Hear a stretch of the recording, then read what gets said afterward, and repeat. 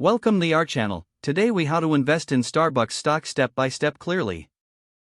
To invest in Starbucks stock, first, research the company's financial health. Look into Starbucks earnings reports and historical stock performance.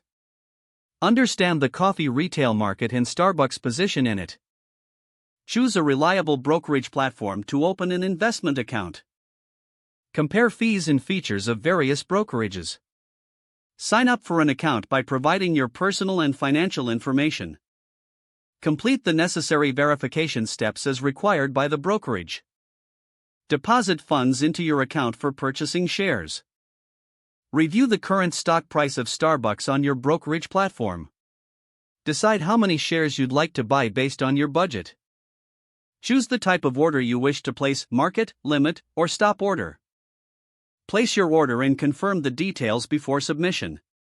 Monitor your investment regularly to stay updated on stock performance.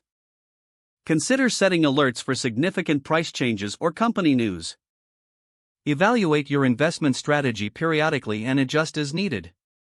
Be aware of any dividends paid out by Starbucks and reinvest if it aligns with your goals.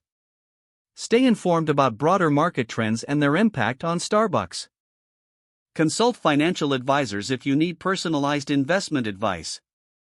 Patience is key. Investing is a long-term endeavor. If the page does not load, refresh the browser or try again in a private or incognito window. Make sure you are using the correct email address, then retype it carefully to avoid small typos. If your password is not accepted, use the reset option and create a new strong password you can remember. Check your spam folder for verification or security emails, then complete any requested confirmation steps. Enable two-factor authentication if available to improve account security and reduce unauthorized access risk.